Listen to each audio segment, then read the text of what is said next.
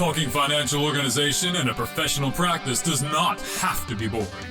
Are you ready for a few money in, money out ideas? It's Susan Gunn coming directly to your head to make you think. Can you handle the truth? Because she is known for being energetic, laughs a lot, and gives honest, sometimes direct, but always practical advice. It's time now for Money In, Money Out. Oh my goodness. Don't you love that music? As the Texas Rangers playoff elimination number draws closer and closer as the regular season ends in a month and a half, I find myself perplexed.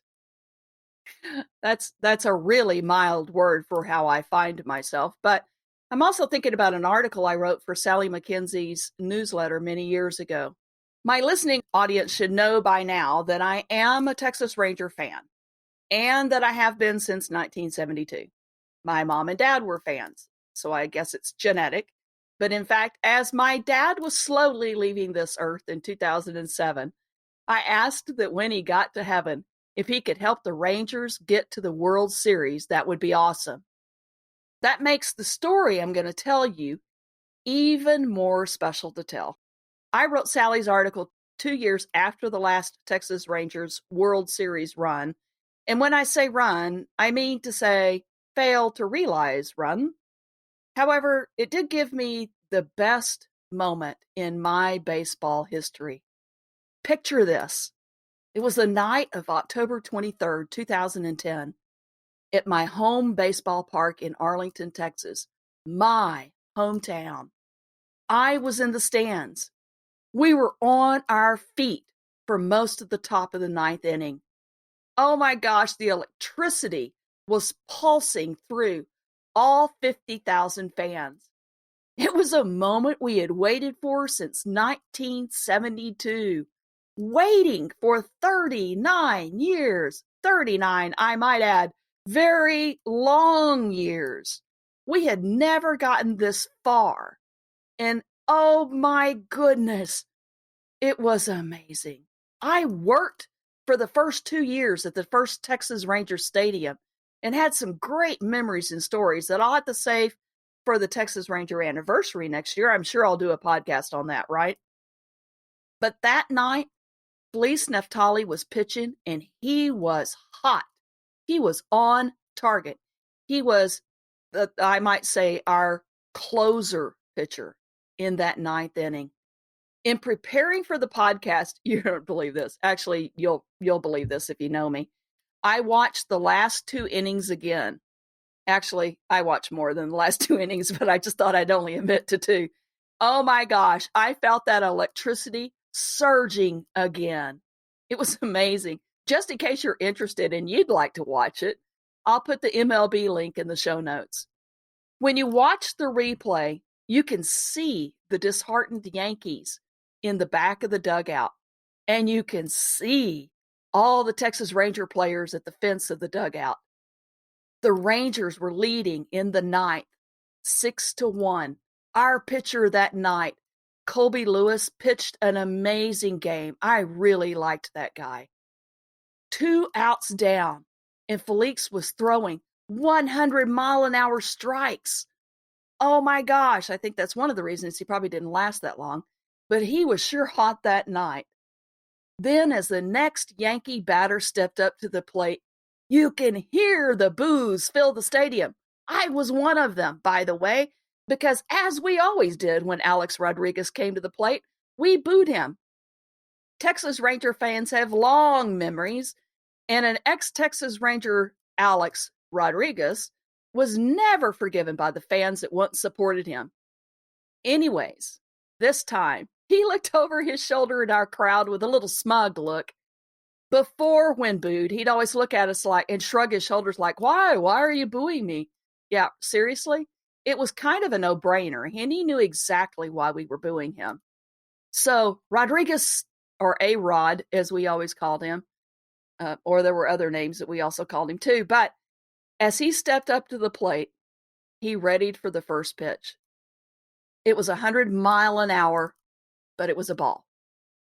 The second strike, The second was a strike at 97 miles an hour. Oh my gosh.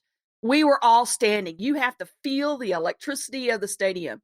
The second pitch, and it was the first strike. So the third pitch, oh my gosh, 99 miles an hour. Second strike. I wasn't breathing. I held my breath, waiting in anticipation. I mean, it was amazing. We were waiting, and then it happened. The fourth pitch, no, it wasn't in the 90s. It wasn't even 100. It was at 83 mile an hour strike. He swung at it. Oh my gosh, I couldn't believe it. If you have never been that excited about a win, it was amazing. And the fact that it was A-Rod, that made it even better. I started crying. Seriously. Okay, I'll admit it. Tears welled up again as I rewatched it. We supported our team, and they felt it. To say the crowd went wild is an understatement. That was amazing. And what a great memory. Yeah, unfortunately, we didn't win the World Series that year. We didn't win it the next, nor any year in the last 49 years. But in some ways, we seem to get farther away. This year is another hard one for the Ranger fans. It's been a hard year, especially the last couple of months, especially this month. What am I talking about? That year, all the players were working the same game plan. And we had some really rough years after that with the players not working that game plan. From my seats, every game, every season, I could tell, and I can still tell, by the way, which players have their heads in the game. You can see it in their eyes, and you can see it in their body language. So after that long intro, I've invited to the table my friend and colleague and fellow baseball enthusiast, Kevin Henry. Kevin is not only the co-founder of Ignite DA, but also a sports writer covering the Colorado Rockies for over 6 seasons, for various media outlets. We agree to disagree on lots of things, but that's why Kevin and I talk baseball. He was sorely wrong about what he thought about David Dahl coming to our club.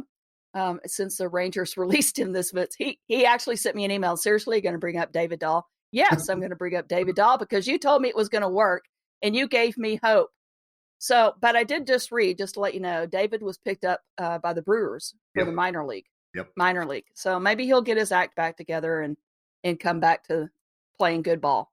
I hope so. And we're going to start a podcast talking about David Dahl. I love that. But, David Dahl is a guy, and Susan, you've seen these people. They have all the talent in the world. Mm-hmm. They have everything they need to succeed. And yet there's always like one stumbling block that gets them. And for Dahl, it has been injury after injury after injury. And every team is willing to take a chance on him because of his potential. But yet they also know that there's the what if in there as well. And unfortunately, the what if got him in Colorado and got him in Texas as well. Well, we call ourselves the Tommy John team. That's what my nephew BJ and I call it. You can't come to Rangers and pitch unless you've had Tommy John surgery. Well, then I know a couple of Rockies. Yeah, I know a couple of Rockies that'll be there soon enough then. So there you go. See, I'm sure we'll get them. So tell me why you thought David would be good for the Rangers. Because potential. And how many times have we heard about he just needs a change of scenery. Oh, he just needs to go to somewhere new, learn a new system. Have some different coaching. And man, once that happens, he's going to take off. You've heard this, I've heard this. And Dahl was that guy. And I will tell you, there is no nicer guy in the world than David Dahl. I've interviewed him several times. He just needs to stay healthy. And so I really thought the whole change of scenery was going to work in Texas. And I was excited because of you. I mean, to be perfectly honest, I'm like, Susan is going to love this guy. He plays hard, sweet swing, all that good stuff. But alas, he's moved on to Milwaukee. Yeah, and I watched him, and I wanted to yell, Kevin said you would be good every time he came up to bat, but he just didn't make it happen. No, well, maybe strike out. Yeah, sadly, and he got hurt again. He did. And, and the unfortunate thing is, he had the All-Star season with the Rockies, was playing great, and then literally in the middle of center field blew out his ankle. And I mean, at that point, you're just like, Oh, wow. Nobody else is around him. Nothing else is going. He's literally running to chase a fly ball. And I'm like, okay, this guy's just snake bit, unfortunately, in purple at least. So I was hoping he'd look better in red, white, and blue, but alas. Yeah. So, that does happen, and they do get traded hoping that they're going to be better. So one of the instigators, I couldn't decide whether I was going to talk about this, and I mentioned it when we started talking earlier, but okay, I've decided I'm going to talk about it just to let you know. One of the instigators in me writing the article for Sally McKenzie's newsletter was Josh Hamilton. And it was after we had made our 2 World Series runs, and he was really dealing with the demon of drugs and really struggling. But he was what I would call poison in the dugout. You could see the conflict and the negativity in the dugout from my advantage point. I met him. I thought he was a really nice guy. Met him in an event. By all appearances, he seemed to be a really great guy, kind-hearted, just really struggled. And, that happens. It happens. So my friends in Anaheim thought it was going to be great, that they were going to tear into us and they were going to win all sorts of things with getting Josh. And I tried to warn them, unlike what you did for me on David Dahl, I tried to warn them. I just thought I'd point that out. I tried to warn them to not hold their breath because Josh had really been struggling. And sure enough, it was not a good move for the Angels, which, really didn't grieve me any. Yeah, I don't see you shedding any tears over here. I'm just saying. Yeah, I didn't shed any tears. No, but Josh is one of those guys. Think back to that home run derby. I mean, think back to that swing that he had. I tell you, guy with all the potential in the world, guy with the mechanics he needed to be a great hitter, everything else, but there was something that was holding him back. And with Dahl, you're right. It's the injuries, it's the what if bug. And with Hamilton, unfortunately, it was the demons that he was dealing with that you mentioned. Yeah. But I think so often about whenever I'm talking to the Rockies manager, Bud Black, great guy, former pitcher, so he kind of knows the whole routine of what it takes. And so often he'll use the term clubhouse guy, to talk about a guy in the clubhouse that is that glue or, brings people together. He's the leader. He doesn't often need to say anything, but he's showing through work ethic how things should be done. And clubhouse guy is held in just as high a revere as when you say all-star or anything else, at least in Bud's eyes. And it's something that's really struck me whenever we've talked. So it's the leader. It's the guy that's the leader of the club. Yeah. You've got to have a team leader, right? And not always are these the guys, you were talking about everybody being at the front of the dugout, at that great moment. Leaders don't often have to yell and scream and do all these other things. It's their demeanor. And it's sometimes when things are going to pot that all of a sudden these people show their true colors and show their leadership by just rallying the troops, for lack of a better term.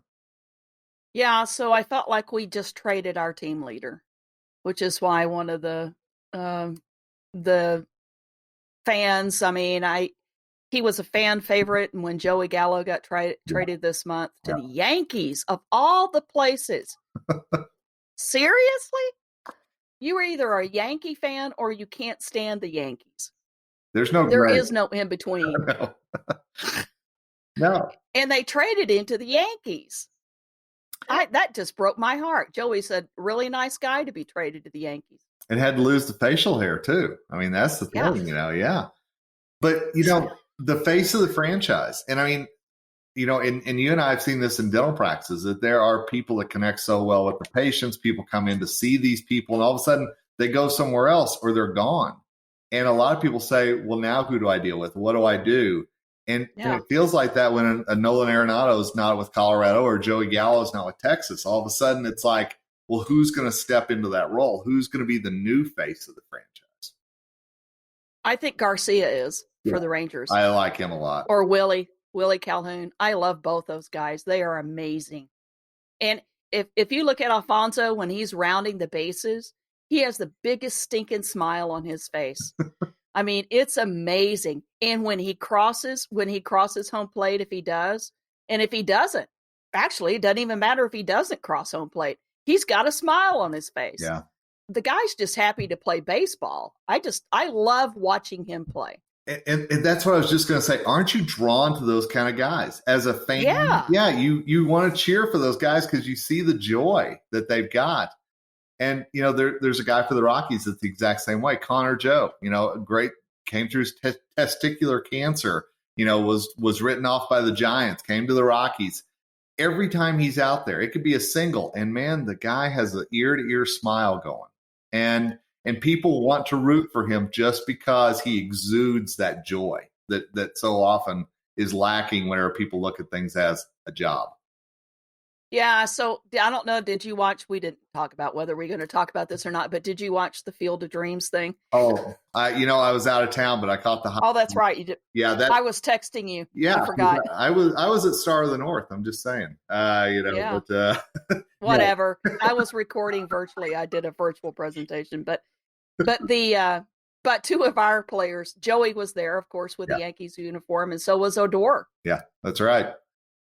No, and how great a job they did just making that a unique experience. And people, again, wanted to tune in because it was something unique, something different.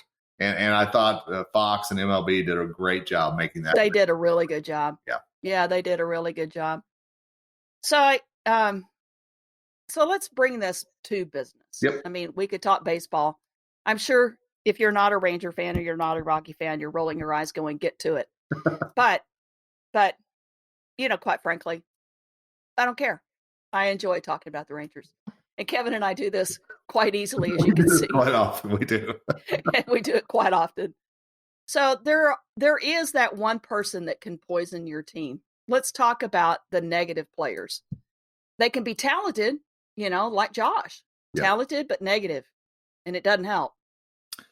It doesn't. And I think that's where you've got to have that either team leader who takes the role on to say, okay, if this poison is here, how do we get past it? Or look at the role of the manager with that as well. With a guy like Josh, you're exactly right. He was, he was star power. He really was. And it was a tough position for the Rangers clubhouse and for the manager to have to deal with it. But at the same time, like you said, things changed completely whenever all of a sudden Josh wasn't around, and you could see the atmosphere change. Oh, it was the next year after trade. You could see a relief almost in the dugout. It was very odd to watch in a comparison. And I'm just going by body language and how often they're at the fence of the dugout and the facial expressions that they and how quick, actually, the other thing is, how quickly do they take the field? Yeah. After they're in the dugout. Well, and one thing that I watch, you talked about Texas being virtually eliminated from the playoffs again. The Rockies are in that same exact boat. So we root for two teams that right now don't have, shall we say, stellar records. Yeah. But there are certain players that have that joy. Run onto the field. You can tell It doesn't matter if they're down 9-0 or up 9-0. They're going to play the game the same way.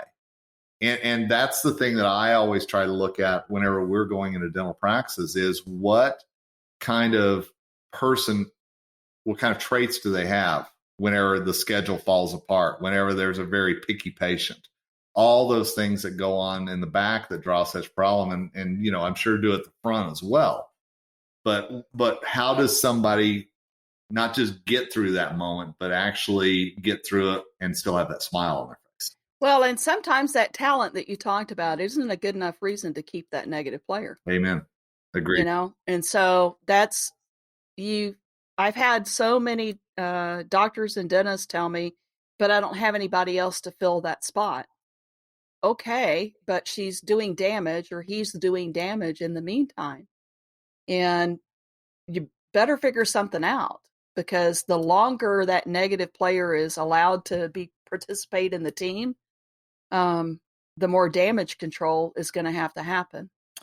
And it's sometimes not a good thing. Also, because you know what? It's not just your team members; it's the patients Bingo. that see the negative influence. Bingo. Yeah. Whenever you walk in somewhere and you can feel the ice growing on the walls, or you can sense that there's tension there, you don't want to be in that place any longer. I mean, I've had waiters that you guess are having a bad day, and the last thing I want to do is have them serve me my dinner. I'm just telling you. So yeah, no kidding. I don't want them to spit in my food, so exactly. I sure don't want to say anything negative. Well, and they're really having a hard time. It might just be though too that the negative players need some coaching. Yeah. Maybe they can be coached. And so that requires a strong leader. And there was one thing that I heard one time, and I'd love to get your thoughts on this, because you think of the one negative player, but you've got 5 or 6 that are positive, or 5 or 6 that are really trying to do their job. Can the 5 or 6 actually overweigh the one, even if the one is a star? And I think that that's some of the biggest struggles that you'll see in sports, is so much attention is paid to the star that sometimes the people that are actually doing their job properly, or doing things the way that they should be doing them, don't get the limelight, don't get the credit, and aren't able to actually thrive in their role, even though they're doing the exact right thing. Yeah, it depends on the damage. If the 5, and I'll tell you how strong, because I had an embezzlement case, and of course she pitted the doctor against the team member, and pitted the team members against the doctor. Yep. And so both ways. And everybody was afraid of her. She stole $1.1 million. Wow. It worked out quite well for her. And they just tolerated it. Even the doctor was afraid of her. Well, and so at that point, you've got a great rest of the team, but everybody's afraid of the person at the front. And she's doing way more damage than what they thought completely. So. Well, and you mentioned it a few minutes ago, but in today's environment with the hiring crisis, and there's a shortage, in every industry, not just dentistry, but every industry right now. And a lot of folks are hanging on to employees that are toxic just because they don't feel like that there's a better choice than to do that.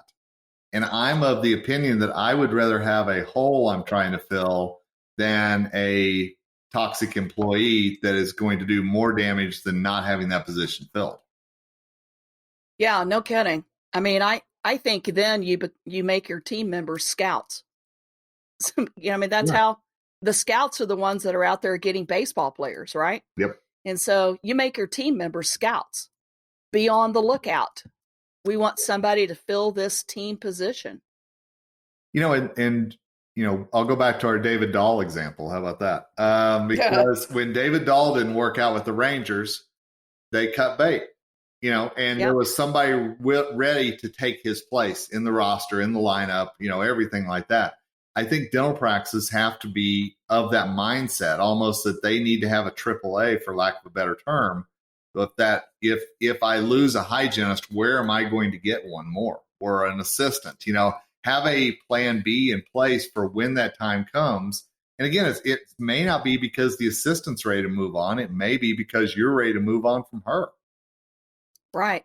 Well, and again, having the team members be the ones out there watching and looking. I think it's a team effort then. Yeah. In fact, one of my clients did team interviews, brings the whole team in. I think that's optimal, because then you find out if that recruit is going to work with the team. Yep. The only thing that I say about that, and would love your opinion on it, is the fact that if you still have a cancer in the room when you're bringing in somebody new, and he or she can poison the whole room against somebody who's got new ideas, or we've never done it that way before. I caution people very strongly about that if you're going to do team interviews. Well, I always say get rid of the poison first. Otherwise, that doesn't work. You're right. Yep, absolutely. Yeah, you've got to clear the room and make sure everybody's on the same page. Yeah, that negativity. In fact, a lot of times I've seen that in embezzlement again. Is that they're trying to make it work their way because they've got that control and they have the system down for embezzling. Yeah. And they don't want anybody to affect that differently. So I think that you have to, kind of going back to something I talk a lot, especially in ethics, you have to not just hire somebody to fill a spot. Yeah. You have to hire the best team player that you could ever hire. Not somebody that just knows Dentrix, not somebody that just knows Curve, not somebody that could do your QuickBooks or your bill pay, not somebody that's supposedly a great hygienist, or comes with all the assistant credentials, but the best one that you can get. And so sometimes that's not a knee-jerk hire. It takes a little bit of a process. That's the hard thing to keep in mind when you're in an employee market, where the employees can pretty much say where they want to go. That's why I kind of said your team members have to be the scouts. Okay, so in this kind of a market. Yep, and I'm going to tack on your scouting example, because one thing that I know, with the Major League Draft, is that there is a team of scouts that looks at a player before he is ever chosen by that team.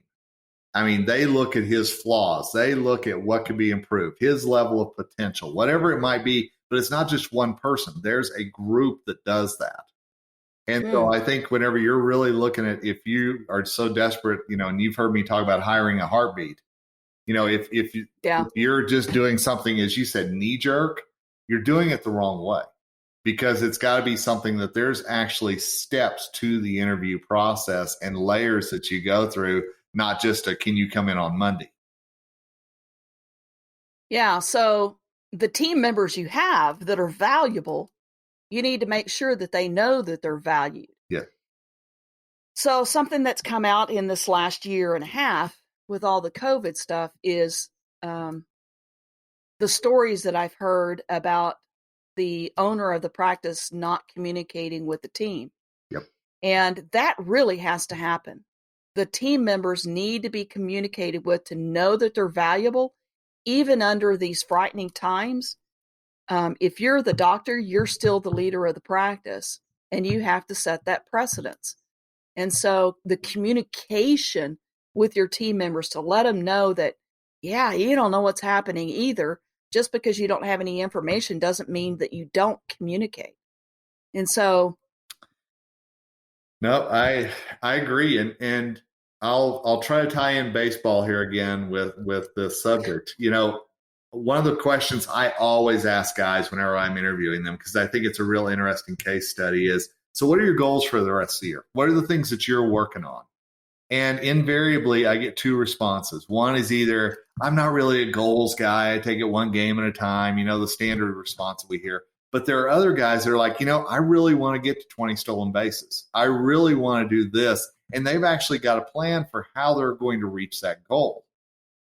And I think that what we've got to do in the dental industry is that we've got to be talking to our team members about what are your goals and how do those goals fit into the business's goals as well. Because I think whenever we realize that our goals are in line with that business that we're working for, we're not just employees, but that's where we really truly become team members. Yeah, and I think this whole last year and a half made people want to work from home. Well, you can't do that in a dental practice. That's really hard to do. It is. I was having a big, or baseball. Yeah, exactly.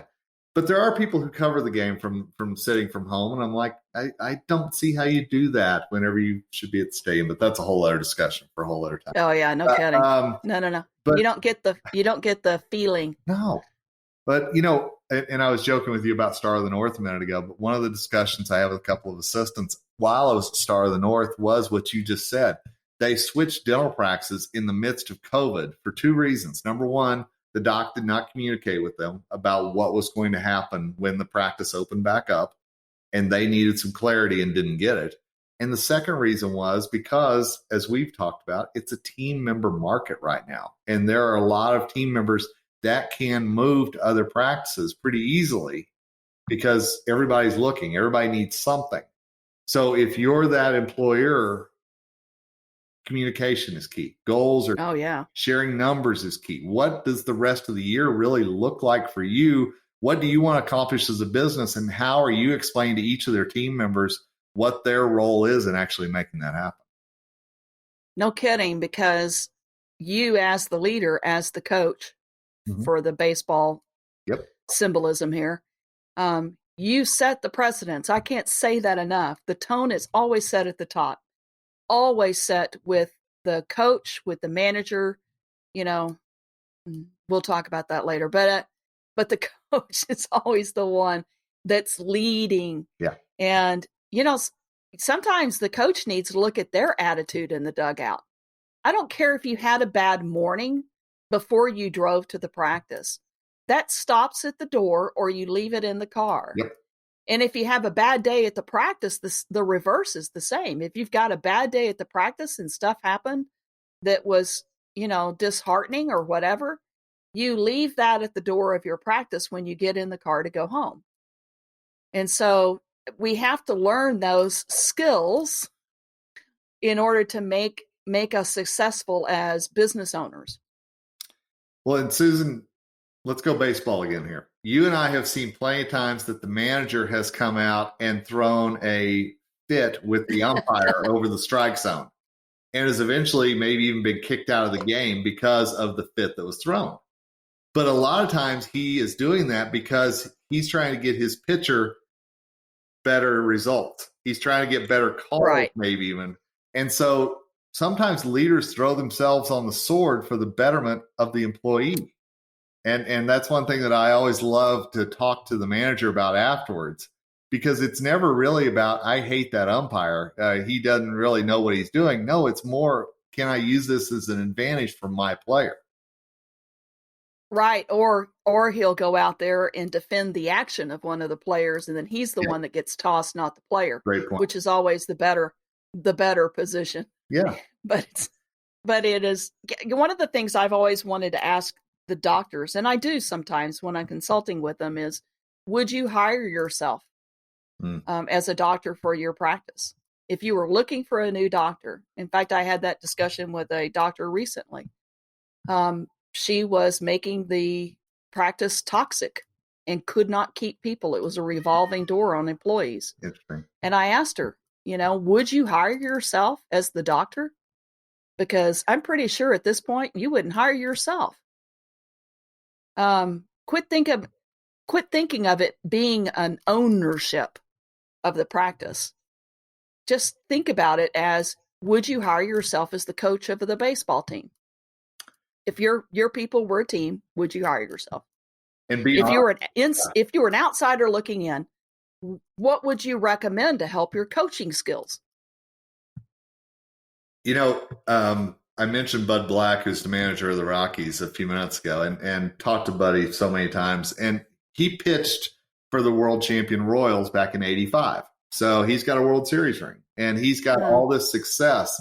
And somebody asked him one time, you know, if you could go back and talk to yourself as a pitcher, now as a manager, what would you tell that pitcher?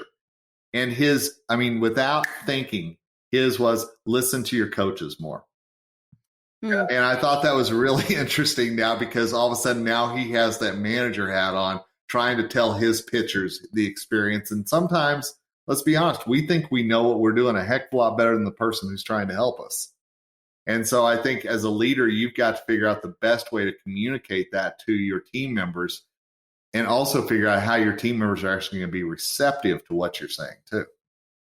Right. Well, and we talked about getting the negative players coaching, but sometimes even the talented players, they need coaches. Sure. They need help. Absolutely. And you founded Ignite DA. You help with the dental assistants on that end. I mean, that's an amazing group to be a part of if you're a dental assistant. Thank you. So often I feel like that we've got to get past stigmas in the practice, and no spit suckers, no just an assistant, no things that we've heard so often about certain roles in the practice. We've got to get past that. And that's why I'm so adamant about the word team whenever we talk about this. I hate the word staff with a passion. But I think it's something that whenever we look at it, it's a team and everybody's contributing to the bottom line in different ways, but they've also got to know that. So there's got to be that communication and that empowerment that comes from, as you said, the leader in the practice. Funny you should say that, because in developing the practice management chart of accounts like I did in 2004, everybody back then was calling them staff or employees. Oh, yeah. And I group everything by the like-mindedness of the area of the practice. It's one of the uniquenesses about the practice management chart of accounts. And I was the first one to do that because everybody else wasn't even doing that at that time. You could never see, it was rare that you could see what a practice was spending on a total amount for their team members. Mm. But a few years ago, I looked at that and went, they're not staff and they're not personnel. That sounds so cold. And they're not employees. They are, but that doesn't really convey the meaning of what it is. So I changed that account name to team member expenses for that reason, because it's a team. They have to think of themselves as a team. For what you said, it doesn't matter. Can you imagine a practice being without a dental assistant? You can't do that. Oh, it's a bad day when that happens. I'm just telling you. Nobody knows where anything is. Absolutely, I have so many assistants joke with me that they can tell when the doc's been in the practice on a Saturday because it looks like a tornado came through. He's trying to find where everything is. But no, you're exactly right. And I think whenever our team members really embrace the team side of things as well, some of those poisons that we talk about, some of those individuals that are trying to be higher up than everybody else in the practice, all of a sudden they realize they're very out of place too. All of a sudden they realize that the superstar maybe doesn't stick up as high as he or she thinks they do. Yeah, there are no divas in a practice. There should be no divas in a practice. That's what I always say, because everybody is as necessary to the motion of the practice, the winning of the practice, getting to the World Series for the practice. Amen. As the other one. And on as the Ignite DA, also ADOM exists for the office managers. Yeah. And so what a great organization for the office managers to learn and get coaching and to find out how to help. And, I'll be there. You'll be there, right? I was going to say, we actually get to see each other, which I'm really excited about that. I know. That's 2.5 weeks, I think. 3 weeks away now. But, and you're exactly right. And I love that there is Ignite DA, there's ADOM, there's RDH under one roof. There are things that are specific for team members that they can feel like that they're a part of, but they can also learn from each other, best practices, tips, all these things, because I think whenever we don't encourage our team members to actually learn from other assistants or other hygienists or other front office personnel, then I think we're missing out on a great opportunity for them to kind of, using a biblical term, have the scales fall off their eyes and they actually get to see what they're doing right and what they can be doing better. Right. And they grow. Yes. I'm not complacent. We both belong to our professional groups. Absolutely. I belong to the, what is it? The Speaking Consulting Network. I'm a part. Oh, yeah. The National Speaker Association. Exactly, see? The National Speaker Association and the Certified Fraud Examiners Association of Certified Fraud Examiners, and the Academy of Dental Management Consultants. Yep. And we all learn from each other. It's been a really weird year and a half. And quite frankly, we've depended on each other for information of what to do and how to overcome some of the things that we have seen. In fact, the Association of Dental Management, the Certified Fraud Examiners, Fraud Examiners Association, American Association. Well, I'll get it right in a minute. Anyways, we're starting to see an increase of embezzlements. And so I think the whole, and that's that's where I get information to be able to pass it on. Sure. I think the whole COVID thing and the whole shutdown, everybody was so happy to get back to working in the practice, and the practice is growing, and now they're got to have a problem with getting the employees to fill the spot, so they're focused on that, and they're not paying attention to their financials as much as they should. And so if you're listening and you can relate to what I just said as a sequence, you need to start paying attention to your financials. Just don't let that slip. If you were in a great habit of that before COVID, get it back. Amen. And you and I, our teams are always hunting October. We always want that postseason, and October is such a special time in baseball. And honestly, I think it should be for dental practices as well, because you are right on the cusp of not only the end of the year, but what are you doing to plan for the next year at that point too? And I think what you said is so important, that you've got to know goals, but you've also got to make sure that all the systems in your practice are locked up, spot on, actually doing what they're supposed to do, and everybody's doing what they're supposed to do as well. Yeah, so consultants can help get you back on target. I know there are good players and bad players. I know there's good consultants and bad consultants. Sure. But consultants can get you back on target if you need help with that. Study clubs and conventions. You mentioned the Star of the North. Yep. The conventions are starting to ramp back up a little bit, timidly, but they're ramping back up. Yeah. And they're great resources for learning. And all kidding aside, they're great resources for me and you, I believe, because you and I do get to sit down and actually talk, not just about baseball. I know that'll stun folks, but all of us in the consulting coaching area get to sit down and talk shop as well. And what's going on in your area? What are the things you're hearing from your clients? And whenever we can learn from each other, we grow so much. It's amazing. Well, and if you are the team leader, well, if you're the coach and you feel like there's an area that you're not the best in, if you ignore it, what happens to the team? Right. So do coaches, I guess I've always wondered about that, Kevin. What do coaches do? Well, we've got our resources. What do the baseball coaches do? Do they have an organization? I don't know if they've got an organization, but I can tell you that there are other managers that and I'm just going to use Bud Black as an example, because A, he's an open book, and B, he's the guy who, I talk to all the time. But I can tell you there are certain other major league managers that he's very close to. And I can tell you they talk a lot. And it's not always about baseball. It's about life. It's about situations. It's about how do you handle this? So even somebody at the highest level of his or her sport, I think, still reaches out to others that are at that level to say, what did you do? What are you hearing? What's the buzz? Yeah. See, well, that's kind of what we do. Yeah.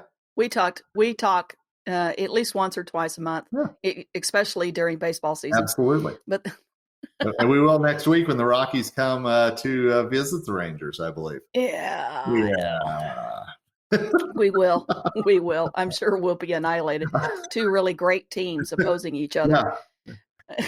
Get your tickets early, folks. Yeah. Yeah. So one of the other things, again, that I wanted to talk about is if you are the practice owner and you need some help or guidance, and you just want to make sure, I get this phone call a lot, you just want to make sure that your systems are right and set up to excel. I have that Ask the Expert call that I can teach you from the business perspective what you may not know, and I'll have a link in the show notes for that. Again, if you don't know, osmosis is not something that happens in business knowledge.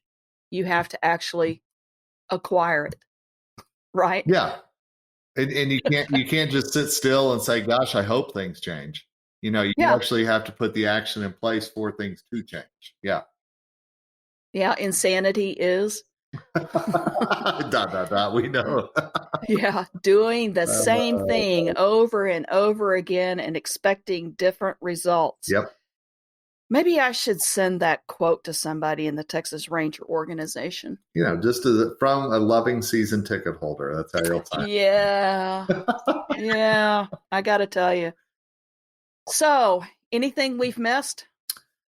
I always love talking baseball with you, and I always love talking about team as well. So these cover two of my favorite topics today. But I think the biggest thing is that we've been through a hellacious year, a time period. Let's be honest, and all of us have faced different challenges in different ways. But I think the most important thing that a business can do right now is really look at, like you said, your systems. Look at, as we come to the end of the year, how are you planning for 2022? What are your goals? How are you communicating those with your team members so they know their role in accomplishing those goals? And I think if you do that, Susan, you just might hit a home run. Yeah. Call me Josh. There you go. I have a bionic knee now. So I'm telling you, I might be able to run around the bases. Maybe not yet. We'll try that out in Orlando. We'll see how that goes. But my goal, so you're real big on the goal. So my goal is to be able to do that by the end of the year. Let's just make that happen. I love that. Absolutely. It might not be at the stadium, but all right. I'll cheer you on from the sidelines. I'm happy to do that. I'll be in the dugout yelling at you. Yeah, it's been a year. I got to tell you, it has been a year. But goal, I think you've hit on something with that, Kevin. We tend to think, okay, we're just surviving, and it's surviving while in the back of your head waiting for the other shoe to fall, a little PTSS from everything that's happened, wondering if you're going to get shut down again, wondering if your team members are going to get sick, and then what does that happen? And what if the doctor gets sick? And, what does that do to the schedule and how you can survive and what protocols are in place? But that's all the more reason for having that daily communication. I got the team huddle. I mean, it's called team huddle for a reason, right? Yep. And I can tell you every day before the game, the Rockies have a team meeting every day before the game, and they go over the strategy for that game. And I figure if it's good enough for professional athletes who are the best at what they do, maybe we should learn something from that. Yeah, there's lots of lessons there. Yep, sure. There's lots of lessons. I think it's awesome. But setting the goals too. I mean, it's not like the Rangers can set their goal now to win the World Series this year. But that's not going to happen. But you know what they're going to do in the offseason? They're going to change their team to try to make that goal next year. Yeah. So that's what we've done for the last 10 years, and it hasn't happened. Gee, let's try to. What was that definition of insanity? Exactly. Hey. Oh, my goodness. Eternal. That's the beauty of spring training right there. Come on. It is. And so don't do that because it could be insane. Well, Kevin, thank you. I always love talking to you, but I always love talking baseball with you.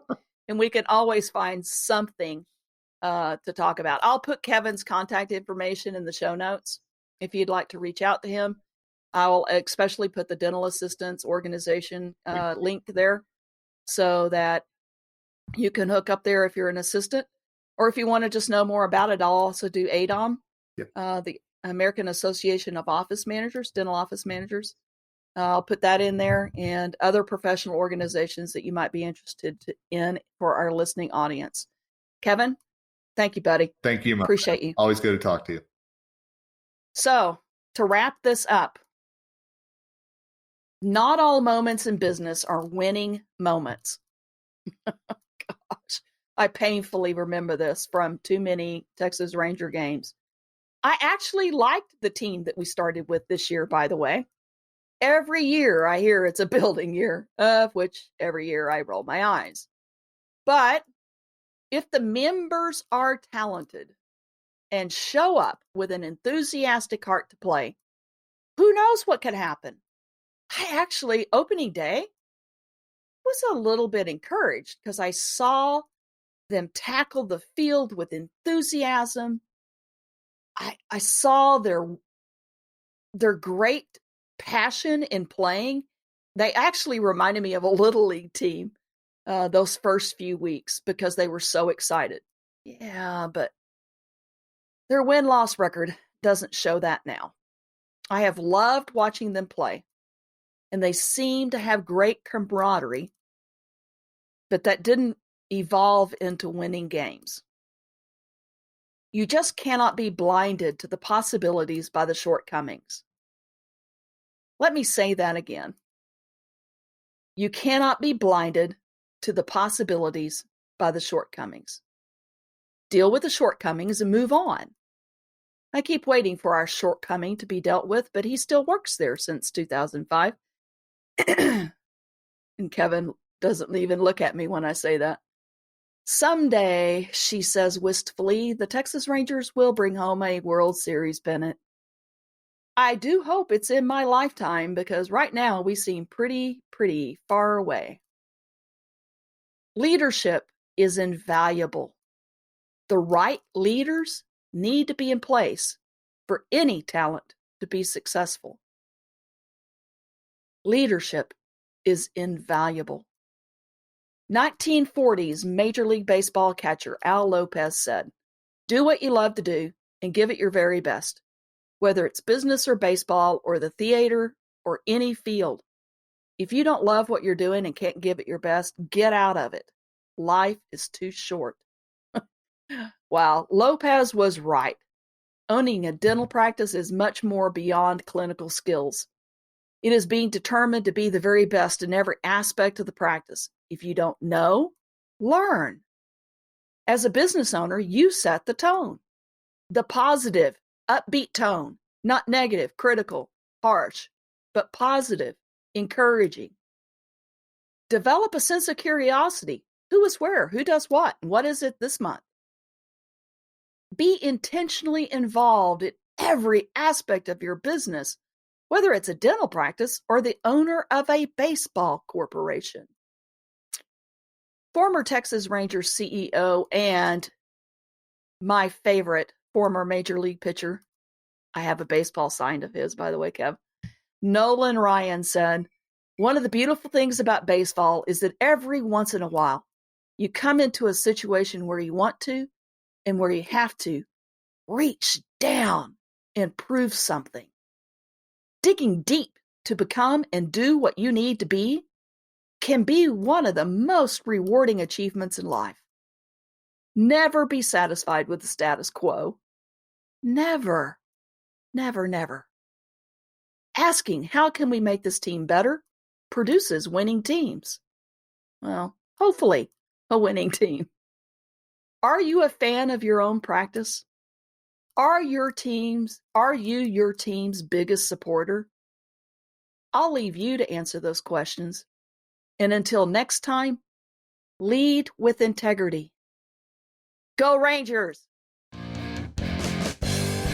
That's a wrap for this podcast of Money In, Money Out. Thanks for listening. Be sure to write down the most valuable tip you learned today so you don't forget it.